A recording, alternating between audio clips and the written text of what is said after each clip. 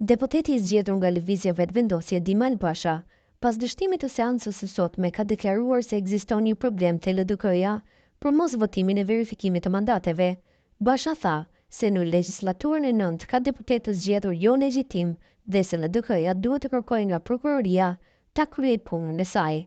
Unë mendoj se një problem është se LDK-ja për mos votimin e verifikimit të mandateve ka deputet të cilët janë jo legjitim. Mendoj se ata kanë të drejtë për një arsye të vetme, se janë të vetmit që kemi dhënë dëshmi, kanë vjedhur vota gjatë fushatës, kanë deputet jo legjitim në kuvend, e kanë njerëz që janë votuar e qëndrojnë jashtë dhe rrjedhimisht mendoj që LDK-ja duhet të kërkojë kohë. Deputetët e LDK-s duhet të kërkojnë që prokuroria ta bëjë punën e vet, për t'i dhënë mbi një vit burg atyre që janë sot këtu, e kanë vjedhur vota pastaj me prurjet një kuvend më legjitim.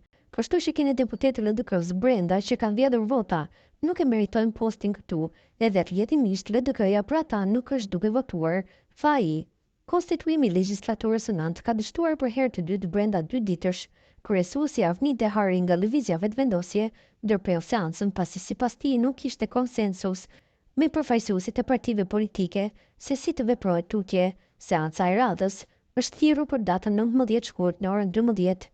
Kryetari i LDK-s Lumir Abdi Xhiku tha se sot nuk kanë ndryshuar qëndrim sa i përket votimit të raportit për verifikimin e mandateve të deputetëve.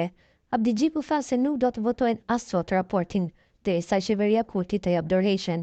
Ish shefja e grupit parlamentar të Lëvizjes Vetëvendosje Mimoza Kusarelida, pas ndërprerjes së seancës konstitutive, tha se nëse opozita nuk dëshiron të bisedojë rreth raportit për verifikimin e mandateve të deputetëve, atëherë mund të drejtohen për zgjedhje të reja.